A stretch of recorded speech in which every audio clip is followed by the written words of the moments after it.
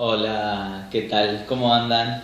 Bueno, espero que anden bien. Seguimos estudiando la palabra de Dios y bueno, estuvimos viendo la semana pasada lo que era Lucas. Sí, la primera parte, porque al final se dio que vamos a ver por ahí en varias partes el capítulo de Lucas 9. Sí, vimos el capítulo del 1 al 17, cuando el Señor los envía y bueno, y hacían milagros y bueno, y habíamos terminado ese capítulo 9 o por lo menos hasta el versículo 17, cuando el Señor hace el milagro de los panes y los peces, ¿no? Y estábamos diciendo al final cómo Dios, ¿no? Miraba al cielo, bendecía, partía, y esa partición traía bendición, ¿no? A veces Dios nos bendice, a veces tenemos que en esa bendición ser partidos, ¿sí? Ser rotos, ¿sí? Para terminar el concepto que estábamos viendo del capítulo anterior, del video anterior, y cuando somos partidos somos de mayor bendición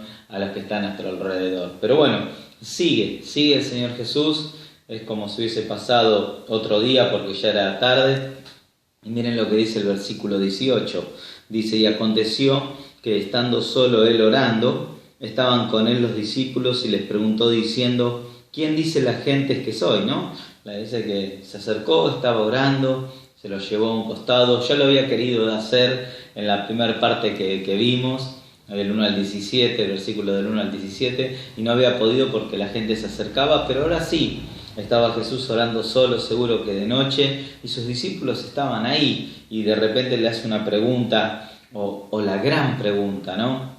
Como para afirmarlos, y le dice: aconteció que él estando solo orando, estaban con él los discípulos y le preguntó: ¿quién dice la gente que soy? Y ellos respondieron y dijeron: Juan el Bautista, otros Elías, otros que algún profeta del antiguo ha resucitado, ¿no? Hablando como si pudieran reencarnar y pudieran ser algo totalmente antibíblico, ¿no? Algunos de los profetas antiguos, ¿sí? Y dijo Jesús: ¿y vosotros quién decís que soy? ¿No? Vamos a dejar hasta ahí. Pero él estaba orando, estaba en relación con el Padre y él quería ver qué respuesta tenía de sus discípulos, ¿no? Y porque había visto que Jesús había hecho un montón de milagros, había hecho cosas extraordinarias. Sin embargo, él quería ver qué seguridad, ¿sí? Le dijo: ustedes, a ver, díganme ustedes, ¿quién creen que soy? ¿No? Y dice: y bueno, algunos dicen que sos Elías, otros, pero ustedes ¿quiénes son? ¿Quién piensan que soy yo? ¿Quién piensa que soy yo, ¿no? Como dice acá el versículo 20, y les dijo: ¿y vosotros quién decís que soy? Sí, no importa lo que dicen los demás, ¿no? No importa si dicen que soy Elías, si soy Juan, si soy este, soy aquel. No, decime vos quién sos. Y dice el final del 20, entonces respondiendo Simón Pedro le dijo: el Cristo, ¿no? Que significa el ungido, que significa el Mesías, ¿sí? Para lo que estaba hablando ahí, preguntando, hablándole directamente el Mesías. Hay otras versiones donde dice que esto no fue revelado, ¿no? Ni por carne ni por sangre, sino por mi Padre que está en los cielos, le dice Jesús a Pedro, ¿no? Pero en otro libro, en otro evangelio. Pero era así. Lo que Jesús estaba tratando era de reafirmar de quién era Él, ¿no? Y a veces necesitamos nosotros como hijos de Dios reafirmar esto. Nosotros conocimos a Cristo, conocimos a nuestro Señor, sabemos de lo que son capaz de hacer, pero a veces viene uno y dicen unas cosas, viene otro y dicen: no, porque Jesús, y viene otro y porque esto y porque aquello y porque está la teoría y porque está el otro, ¿no? Y uno a veces por ahí puede llegar hasta tambalear y dudar de quién es, ¿no? Y nosotros entendemos y sabemos que somos de Jesús y que aquel que nos ha salvado es Jesús. No vino ni Elías, ni vino ni Juan el Bautista, ni vino... No. ¿Quién dice la gente que sos?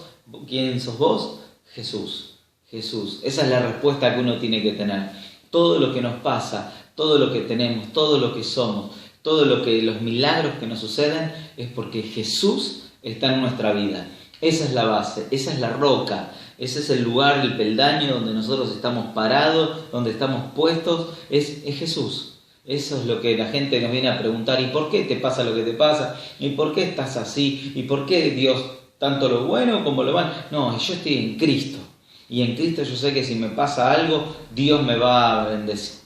me va a bendecir, me va a cubrir, me va a responder. Y si estoy en un buen tiempo y en tiempo de bendición, es porque yo estoy en Cristo. Tanto en lo bueno o en lo malo, Dios siempre está con nosotros. Porque lo malo Dios lo transforma, lo cambia, nos prueba la fe, siempre es Jesús, ¿no? Y acá lo que hizo nuestros señores es probar, a ver qué decían. Claro, estaban rodeados de tanta gente que se podían llegar a confundir estos discípulos. Sin embargo, Pedro, no siempre ahí, el primero hablando, se le escapan las palabras de la boca, pero esta vez ungido, lleno de, bien llenito de la unción, y dice: tú eres el Cristo, ¿no? Como diría en el otro evangelio, el Hijo del Dios viviente.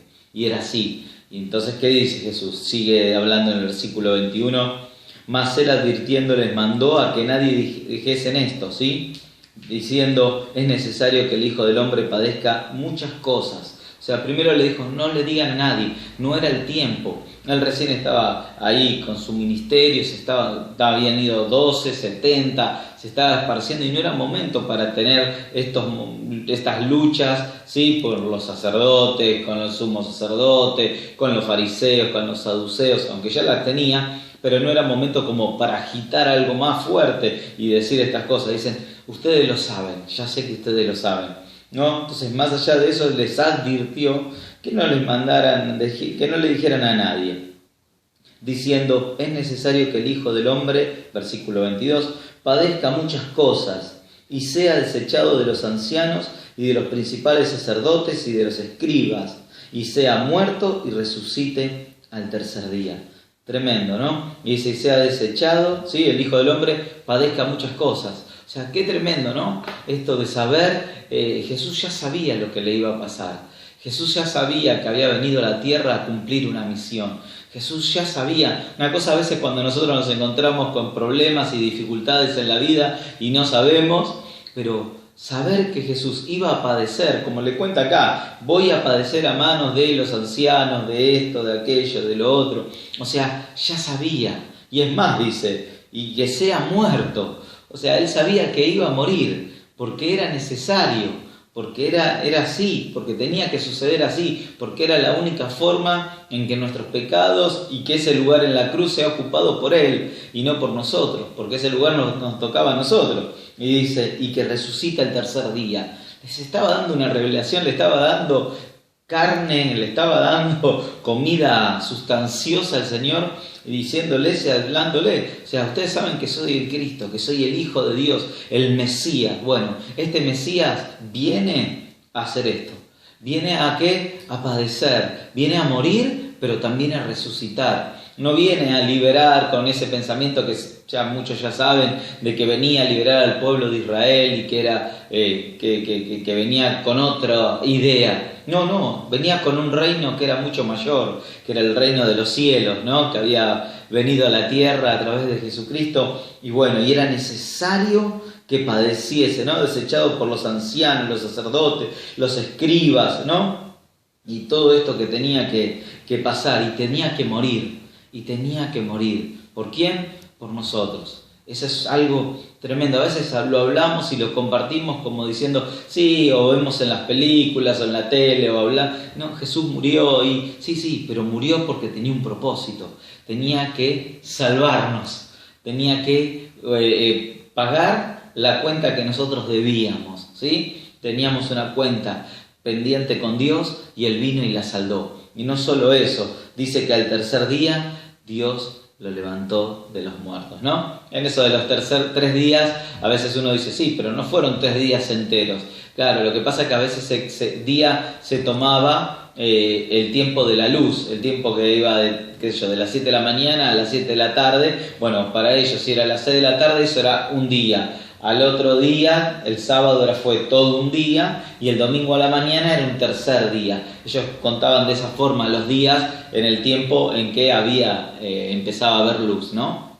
Es algo que leí en un comentario y me gustó entenderlo de esa manera, ¿no? Porque no son 3 días como nosotros entendemos, ¿sí? 3 días literales, sino que fueron distintos momentos, ¿sí? De que Jesús había muerto, y a su vez ese domingo, ese primer día de la semana, Él había resucitado. Era necesario, ¿no? Era necesario pasar por la cruz. Era necesario que Él cargara con el pecado del mundo para que hoy nosotros pudiéramos tener esta relación que podemos tener con Dios. Esta relación de amor, de gracia, de misericordia, de perdón, de favor, ¿no? Pues vemos estas cosas y vemos que Jesús murió y decimos, bueno, Señor, me equivoqué, y Él está ahí para perdonarnos porque Él ya pagó el precio de todos nuestros pecados pasados, presentes y futuros. Y mire lo que sigue diciendo, ¿no? Porque hoy vamos a leer hasta el 27, son 4 versículos más, y dice, y decía a todos, miren lo que les enseñaba al Señor, es tremendo y lo que nos enseña, ¿no? Y decía a todos, si alguno quiere venir en pos de mí, niéguese a sí mismo y tome su cruz, ¿sí? Y cada día, y sígame. Eso es lo que le decía. Si decía a todos, si alguno quiere venir en pos de mí, si quiere seguirme, bueno, niéguese a sí mismo, tome su cruz cada día y sígame. Tremendo que este concepto de niéguese a sí mismo, el negarnos a nosotros mismos. Eso es cómo cuesta, el morir a uno mismo, cómo cuesta. Cuántas veces queremos hacer las cosas como uno quisiera y las hacemos, ¿no? Y cuántas veces metemos la pata y nos equivocamos, ¿no? Porque no entendimos esto, que si somos seguidores, somos discípulos de Cristo, tenemos que, y queremos seguirlo a Él. El que quiera seguirme, dice, se tiene que negar a sí mismo. Y tenemos que negarnos a un montón de cosas, ¿no? Obviamente, a las tentaciones, al pecado, a cosas buenas, a sueños, a cosas que uno quiere, que le gustaría. A negar todo es decir, bueno, mi voluntad ya no corre tu voluntad. O sea, mi vida ya no es mi vida, es tu vida, Señor, en la mía. Entonces, negarse a sí mismo es costoso, es doloroso, es decir no a esto. Es como, ¿viste? Cuando Jesús fue tentado por el enemigo y le dijo no, es decir que no a eso, o hacer tal cosa que tal vez sea buena, ¿no? Como muchas veces a uno dice, y bueno, yo pondría, qué sé yo, un negocio, haría esto, iría a hacer lo otro, podría hacer aquello, o cosas buenas, cosas lindas, y sin embargo uno no se niega a sí mismo y no busca la voluntad de Dios, porque el negarse a sí mismo tiene que ver con el morir, porque dice, niéguese a sí mismo y tome su cruz.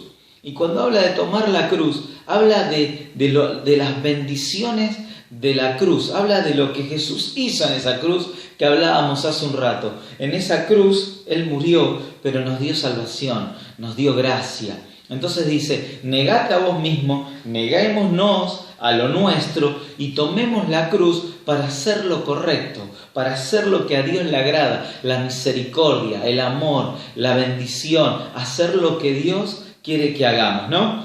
¿Cuándo? Cada día, dice. O sea, que la lucha de negarnos a sí mismo y tomar la cruz es cada día. A veces creemos que, bueno, como lo hicimos una vez a la semana o el domingo en el culto, nos negamos a nosotros mismos, bueno, listo, ya está, ya pasó, hubo una situación, yo me negué y estuve bien, sí, no, estaba tentado en hacer algo y no lo hice y bueno, listo, ya está. No, dice, niéguese a sí mismo, tome la cruz, tome su cruz. ¿Cuándo? Cada día. Debemos negarnos todos los días. Debemos pedirle asistencia, ayuda al Espíritu Santo que tenemos en nuestro corazón, que está en nosotros y sobre nosotros, para que cada vez que nos cueste negarnos y que hemos luchado y que querramos abandonar, decirle, Señor, no, voy a tomar tu cruz, que significa todo esto que vos hiciste por mí. ¿Cuándo? Cada día.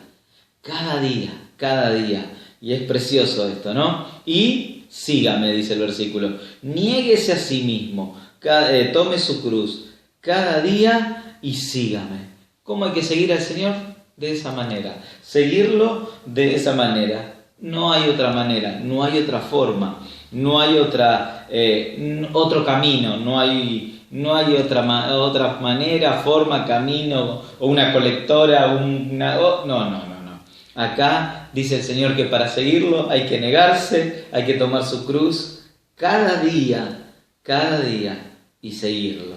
Porque cualquiera que quiera salvar su vida, la perderá.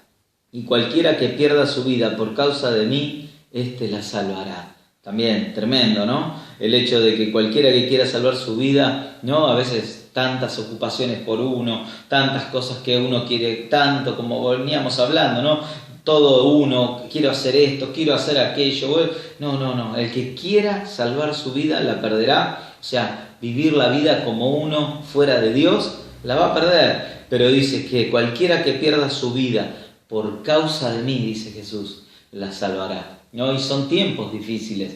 Y hay países hoy por hoy donde vemos nuestros hermanos, donde son perseguidos, muertos, ¿no? A causa de predicar el Evangelio, de tomar la cruz cada día, de negarse cada día, ¿no? Hoy por ahí acá en Argentina es mucho más ideológico el asunto, pero en sí no nos persiguen con armas y hoy por hoy no nos meten presos, por lo menos lo que yo conozco, pero en otros países te matan, te hacen de todo, ¿no? Y sin embargo permanecen en la fe, ¿no? Permanecen en la fe. Por eso dice, y cualquiera que pierda su vida por causa de mí, negándose, tomando la cruz cada día, ¿sí? Y siguiéndolo, ese va a salvar su vida. Ese va a salvar su vida. Precioso lo que dice el Señor. ¿Por qué? Dice el versículo 25. ¿Por qué? ¿Qué aprovecha el hombre si ganar el mundo y si se pierde a sí mismo o se destruye a sí mismo, ¿no? Como diciendo, ¿qué aprovecha si ganás el mundo, si haces lo que hace el mundo, si disfrutás de lo que hace el mundo, ¿no? Dice, si lo haces así y si se pierde a sí mismo, dice, o se destruye a sí mismo, o sea, no hay forma, o sea, la palabra es muy clara en este sentido, dice, ¿por qué? ¿Qué aprovecha el hombre si ganara todo el mundo, si se pierde a sí mismo, se destruye a sí mismo, ¿no? O sea, ¿qué ganara? ¿No? Y esto me hace acordar mucho de los pasajes, por ejemplo el de Gálatas, ¿no? El que habla de que el camino de andar en el espíritu y el andar en la carne están en lugares opuestos, o va para un lado o va por el otro. O el otro pasaje que habla de que uno, si es amigo del mundo, no puede ser amigo de Dios. Entonces uno ve estos pasajes y puede darse cuenta y puede ver que no puede seguir dos caminos. Por eso Jesús dice, niéguese a sí mismo y tome su cruz cada día y sígame, porque si no nos vamos a equivocar, si no vamos a hacer nuestra voluntad y en vez de andar por el camino del Espíritu vamos a andar por el camino de la carne, por el camino opuesto, por el camino que no tendríamos que andar, ¿no? Sin embargo, o el que es amigo del mundo no puede ser amigo de Dios. Y no está hablando de personas por ahí, está hablando del mundo en sí, todo lo que es el mundo y las cosas que el diablo hace y las tentaciones y todo lo que el enemigo va poniendo. Entonces dice, ¿por qué? ¿Qué aprovecha el hombre si ganare todo el mundo y si se pierde a sí mismo o se destruye a sí mismo? Diciendo, no hay otra manera, no se puede tener una cosa y tener la otra. O se obtiene a Cristo o se tiene el mundo. Pero no se puede una o la otra, ¿no? Muy bien, y ya quedan ahí 2 versículos y ya estaríamos cerrando el día de hoy, ¿no? Y dice, porque el que se avergonzare de mí, es muy fuerte esto, y de mis palabras, este Hijo del Hombre se avergonzará cuando viniere en su gloria, cuando viniere en su gloria y del Padre y de los santos ángeles, ¿no? Tremendo, porque el que se avergonzare de mí y de mis palabras, de este, el Hijo del Hombre, se avergonzará cuando viniere en su gloria y del Padre y de los santos ángeles, ¿no? Tremendo el hecho de la vergüenza. Acá dice, bueno, si no cumplís esto y vos decís que sos cristiano y te avergonzás y nos avergonzamos de lo que verdaderamente es ser cristiano, y por ser cristiano a veces no defendemos, hoy por hoy hay valores que están en juego y como cristianos debemos defender esos valores, ¿no? Con amor, con gracia, con misericordia, pero hay valores que hay que defenderlos, ¿no? Estamos defendiendo los valores de la vida, como estamos hablando hoy por hoy, ¿no? Y de otros tantos que andan en el mundo, ¿no? Que quieren no sé qué poner, que la eutanasia, que de acá, que de allá, cosas aberrantes que uno ha escuchado, ¿no? Entonces dice, el que se avergonzare de mí, ¿no? Y esto nos lleva al predicar, al hablar de Cristo. El tener vergüenza es no negarse a uno mismo. Si yo tengo vergüenza de hablar de Dios es porque no me he negado a mí mismo. Cuando yo me niego a mí mismo y tomo la cruz y veo lo que Dios hizo, la vergüenza se va. Ya no hay vergüenza, ya no hay, sí, soy cristiano, amo a Cristo, Él me salvó, me rescató, Él quiere hacer lo mismo con tu vida. Entonces cuando uno empieza a hablar de esa manera, no hay vergüenza. Y dice que si uno no se avergüenza de Él, Él no se va a avergonzar de nosotros, sino todo lo contrario, lo va a declarar y va a hablar. Y dije, gloria a Dios por esto, porque si no nos avergonzamos es maravilloso, porque podemos hablar y tener una fe firme, una fe fuerte de hablar de Cristo a quien sea y como sea, ¿no? A veces al jefe de tu trabajo, a tus compañeros, a los vecinos, a quien tengas que hablarle, compartir y no avergonzarnos del Evangelio. ¿El Evangelio qué es?